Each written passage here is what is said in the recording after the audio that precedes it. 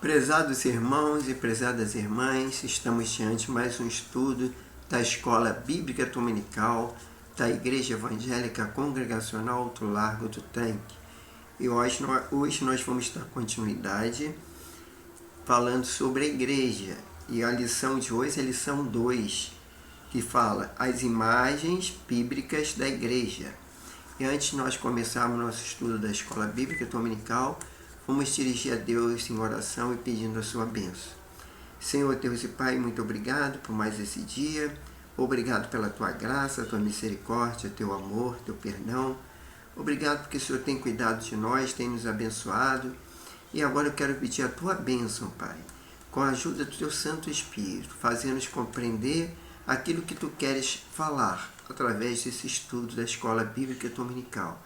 Abençoe todos os ouvintes, abençoe a mim, que vou estar dirigindo essa aula, e que tu possas estar nos abençoando com um dia de paz, tranquilidade e segurança. Isso é o que eu te peço, já te agradeço, em nome do Senhor Jesus. Amém. Então a lição 2, ela fala sobre a imagem bíblica da igreja. E nós temos o texto áureo. O texto áureo é lá em 1 Pedro 2,9, que fala: mas vós sois a geração eleita, o sacerdócio real, a nação santa e o povo adquirido, para que anuncieis as virtudes daqueles que vos chamou das trevas para a sua maravilhosa luz. Então temos aí na revista como a verdade prática, por meio de cada imagem que retrata a igreja, o Espírito Santo revela a nós quão gloriosa ela é.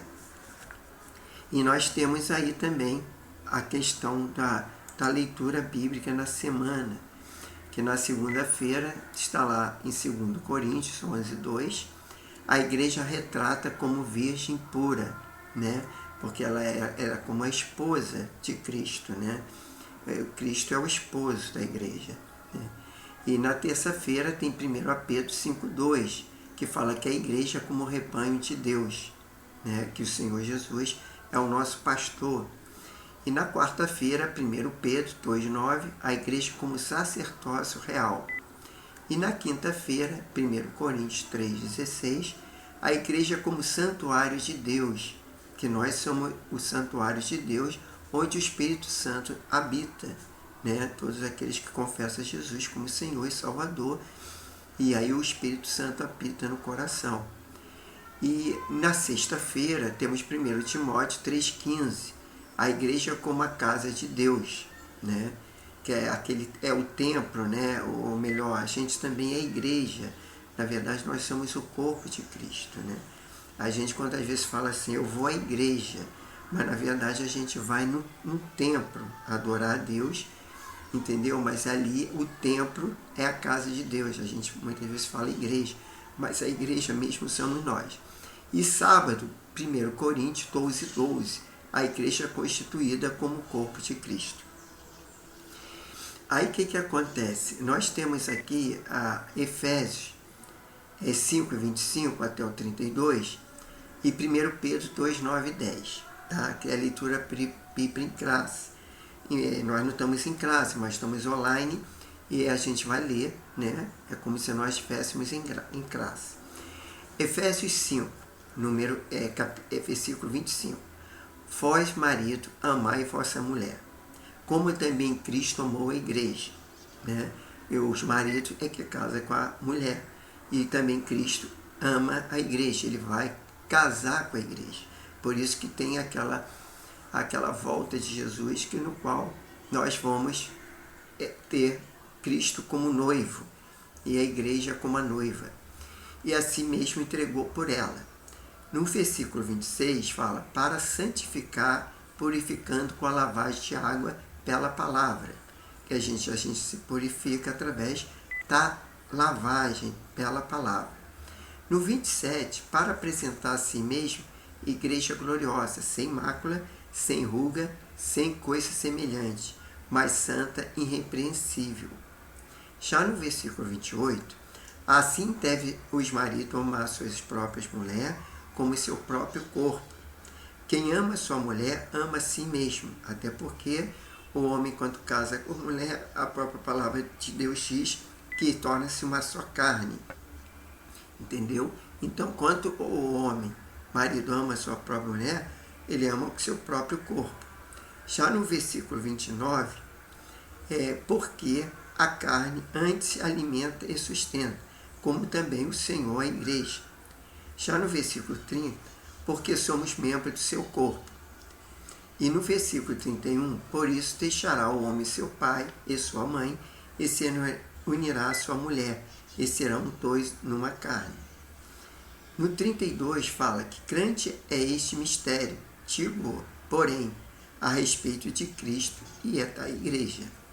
Em 1 Pedro 2, no versículo 9, mas vós sois a geração eleita, o sacerdócio real, a nação santa, o povo adquirido, para que anuncie as virtudes daquele que vos chamou, das trevas para a sua maravilhosa luz. No versículo 10 fala, vós que em outro tempo não eras povo, mas agora sois povo de Deus, que não tinhas alcançado misericórdia, mas agora alcançaram misericórdia. Então a gente vai para agora entrar no estudo, no comentário. A introdução. A palavra, a igreja de Cristo, é retratada por uma série de imagens, por meio das páginas do Novo Testamento. Cada uma delas releva um determinado aspecto da igreja de Jesus Cristo. Assim, podemos contemplar imagens ou figuras que retratam o relacionamento, que descreve a função ou mostram que de forma a igreja é a habitação de Deus. Por isso, nesta lição, estudaremos as principais imagens bíblicas a respeito da igreja de Cristo, que comunica o relacionamento e a função e a habitação dessa instituição criada por Deus. Dá licença. Eu peguei uma gripe, não reparem. A imagem que descreve é um relacionamento, aí no item 1. Já no número 1, a noiva de Cristo, sem dúvida alguma, é a imagem da igreja. Como a noiva de Cristo é uma das mais belas das Escrituras, na verdade, a Bíblia usa tanto a figura da noiva como da esposa para representar a igreja. Primeiramente, a igreja é descrita como a imagem de relacionamento amoroso entre Cristo e sua igreja. Deve ser o parâmetro para o relacionamento de todos os casais cristãos. Aí vem, voltando aqui, a igreja, pois, se deve um modelo para o rebanho de Deus. Uma virgem pura, convém destacar que a palavra grega partenos, traduzido em 2 Coríntios 11:2, como virgem pura, é usada em relação a uma donzela que ainda não contraiu núpcia. É uma figura da igreja como noiva, trazendo uma ideia de castidade, pureza e fidelidade. Número 2. A esposa de Cristo, Paulo, retrata também de forma vivida a imagem da igreja como esposa. Está lá em Efésios 5, versículo 25 e 26. Assim como é destacada a pureza da noiva, é também da esposa. Mas devemos ressaltar que esse relacionamento de Cristo com a igreja é fundamentado no amor. Cristo amou a igreja, conforme Efésios 5, 25. Não é como um relacionamento frio, fundamentado apenas no dever, mas retrata um relacionamento fundamentado, sobretudo, na realidade do amor, que se entrega e se sacrifica. Cristo cuida da igreja e zela por ela, porque ama. Essa imagem é relacionamento amoroso entre Cristo e sua igreja, e deve se parando para o relacionamento de todos os casais cristãos. Quer dizer, todos os casais cristãos têm que imitar como Jesus faz a igreja. Aí temos a sinopse 1, que é a imagem como a noiva de Cristo, a esposa de Cristo e o rebanho de Deus, descreve o relacionamento da igreja com Cristo. Nós temos um auxílio teológico, que é o relacionamento santificador da igreja. O povo de Deus é chamado eleito no Novo Testamento, porque Deus tem escolhido a igreja para fazer sua obra nesta era, por meio do Espírito Santo, que está ativamente operando em santificar os crentes e conformá-lo à imagem de Cristo. Isso conforme Romanos 8, 28 e 29. Mais de 100 vezes o povo de Deus é chamado os santos. de Deus no Novo Testamento. Não se entenda as pessoas assim, designadas como uma condição espiritual superior, nem seu comportamento perfeito ou santo. As muitas referências à igreja em Corinto como santo de Deus deve servir de indício suficiente deste fato. Pelo contrário, ressalta-se novamente que a igreja é a criação de Deus e que, pela iniciativa divina, os crentes são chamados para serem santos. 1 Coríntios 1, 2. Então a gente vê aqui que a imagem descreve a sua função. Isso está lá no item 2, em algarismo romano. Geração eleita, sacerdócio real, nação santa e o povo adquirido. Assim como havia um povo de Deus debaixo do antigo pacto, conforme Êxodo 19, versículos 5 e 6, Isaías 43, 3, da mesma forma, Deus possui um povo debaixo do novo pacto. 1 Pedro 2,9. A geração eleita, a palavra grega, genos, traduzida aqui como geração, também possui o sentido de raça. O Novo Testamento mostra que em Cristo, tanto os judeus quanto os gentios fazem parte de uma só geração ou raça, por causa que eles têm em comum. Não há distinção de raça, cor, sexo ou status social. Em Cristo todos formam a geração eleita. O sacerdócio real, em sua primeira carta, o apóstolo Pedro descreve os crentes que formam a igreja de Cristo, como os que exercem o sacerdócio real. 1 Pedro 2,9. Essa imagem vem do Antigo Testamento, que é o sistema sacerdotal levítico. Na Antiga Aliança, Deus escolheu uma família, Arão, para oficializar como sacerdote da mesma forma. Ele faz na Nova Aliança. Contudo, há uma diferença fundamental entre o sacerdócio exercício debaixo da Antiga Aliança e aquele exercício da Nova Aliança. Dá licença. Ali essa função era reservada apenas para uma tribo, a de Levi. Dessa forma, a família escolhida para essa missão foi a de Arão. Por outro lado, debaixo da Nova Aliança, todo cristão é sacerdote. Agora todo cristão tem o privilégio de queimar o incenso, isto é, de exercer um ministério de oração e intercessão diante de Deus. Salmo 141, 2. Quer dizer, esse queimar incenso é levar a oração a Deus, até o trono da graça. Quer dizer, todos nós, filhos de Deus, nós, noiva de Cristo, tem que sempre estar orando. Por isso a importância de nós aprendermos a orar, a importância de estar sempre intercedendo. Nação santa é um povo adquirido, segundo Pedro 2,9. Ambos os termos vêm adjetivados, mostrando que essa nação e esse povo eram, representavam e deveriam ser. Não era uma nação ou um povo qualquer, era uma ação santa e um povo adquirido para Deus. Esta é uma figura muito forte para retratar numa igreja inteiramente consagrada a Cristo. Já no item 2 fala, o corpo de Cristo, essa é uma imagem mais forte e frequente no Novo Testamento, para retratar a igreja. A igreja é o corpo de Cristo, mais do que uma organização, a igreja é um organismo vivo.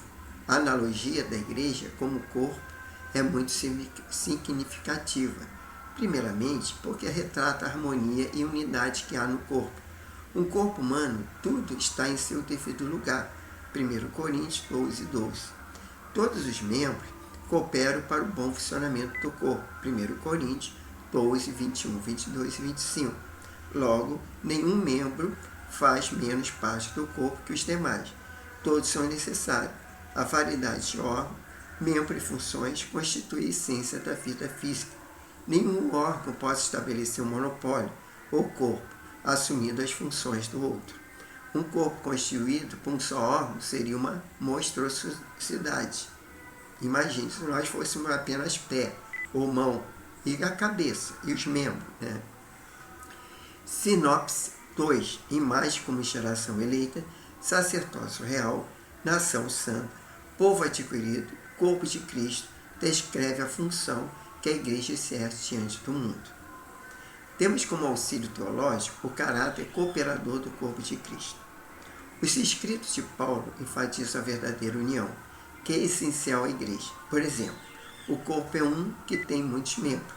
assim Cristo também. 1 Coríntios 12:12. Da mesma forma que o corpo de Cristo tem o propósito de funcionar eficazmente, como essa unidade, também os dons do Espírito Santo são dados para equipar o corpo pelo Espírito Santo. O mesmo Senhor, o mesmo Deus, que opera tudo em todos, para que for útil. 1 Coríntios 12:4-7. Por essa razão, os membros do corpo de Cristo devem agir com grande cautela para que não haja divisão no corpo, mas antes tem os membros iguais, cuidando um dos outros. 1 Coríntios 12:25 e conforme Romanos 12:5. Os cristãos podem ter essa união mútua e solicitude, porque foram todos batizados em um só Espírito, formando um só corpo, conforme 1 Coríntios 12:13. A presença do Espírito Santo, habitando em cada membro do corpo de Cristo, permite a manifestação legítima dessa união. Aí vamos aqui na terceiro item, é o algarismo romano. A imagem que descreve a habitação. Santuário de Deus, muito embora seja comum identificar, a igreja a partir de sua estrutura arquitetônica, não é isso que a Bíblia identifica como sendo uma igreja. Ela é um templo do Espírito Santo.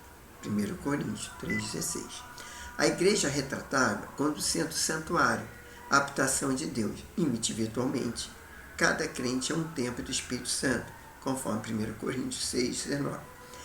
Mas na sua forma comparativa, a igreja é retratada como sempre santuário de Deus. 1 Coríntios 3,16 e 17. Isso também significa que Deus habita a igreja. Ela é seu templo. Nesse aspecto, o apóstolo Paulo alerta sobre o perigo que há em profanar os santuários de Deus. 1 Coríntios 3,17. A casa de Deus, a igreja é descrita como sendo a casa de Deus. 1 Timóteo 3,15. Esse conceito da igreja, como sendo a casa de Deus, é derivado do Antigo Testamento, em que o povo de Deus era retratado como a casa ou família de Deus. A nação de Israel floresceu a partir da família de Jacó. Isso nos traz ver a importância da igreja como uma instituição social. Na base da sociedade está a família. Uma igreja forte é formada por famílias igualmente fortes. O inverso também é verdade. Famílias fracas tornam-se a igreja fraca. Por trás de muitos problemas sociais está a desestruturação familiar. A recomendação de Paulo em 1 Timóteo revela que a igreja se orienta para um padrão moral e que deve nortear seu comportamento na sociedade. O privilégio de ser igreja, à luz de que estudamos nesta lição, podemos fazer algumas considerações. Primeiro, a Igreja de Cristo é uma instituição formada por salvos que se relacionam com Deus. Por isso, eles fazem parte do seu rebanho. Segundo, a Igreja de Cristo é uma instituição formada de salvos que exerce uma função sacerdotal diante de Deus perante o mundo. E, finalmente, a Igreja de Cristo é uma instituição em que Deus habita e vive. É um privilégio fazer parte da Igreja de Cristo. Então, temos como a hipnose, imagem como santuário de Deus, a casa de Deus, descreve a Igreja como habitação de Deus. E para chegar na conclusão, nesta lição, aprendemos através da imagem bíblica que a Igreja, a importância ela tem. São figuras que nos ajudam a compreender a Igreja tanto no seu aspecto institucional como funcional. Assim, essas imagens ajudam o crente a descobrir qual é o seu lugar na Igreja. O corpo de Cristo, dessa forma, ele pode melhor cooperar para o perfeito funcionamento da igreja local. Agora, vamos revisar o conteúdo? Número 1. De acordo com a lição, como a igreja é descrita primeiramente? É a pergunta. Primeiramente, a resposta. A igreja é descrita como uma virgem pura. 2 Coríntios 11:2. Número 2.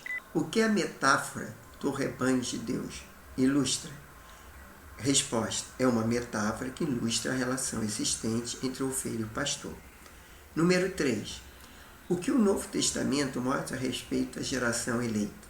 Resposta. O Novo Testamento mostra que em Cristo, tanto os judeus como os gentios fazem parte de uma só geração ou raça, por causa dos que eles têm em comum em Cristo. Já na pergunta 4, O que a expressão corpo de Cristo retrata? Retrata a igreja, quer dizer, o corpo de Cristo retrata a igreja.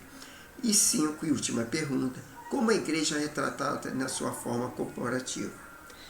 A resposta, na sua forma corporativa, a igreja é retratada como sendo o santuário de Deus. 1 Coríntios 3, 16, 17. E aí, nós terminamos a lição 2. E na próxima semana, nós falaremos sobre a lição 3, a natureza da igreja. Então, espero que os irmãos e as irmãs, nesta semana, a revista já está disponibilizada no grupo da igreja para poder ler e acompanhar o estudo. E que Deus abençoe a cada um de nós. Então, vamos orar, né? Pedindo a Deus a sua bênção nesse dia.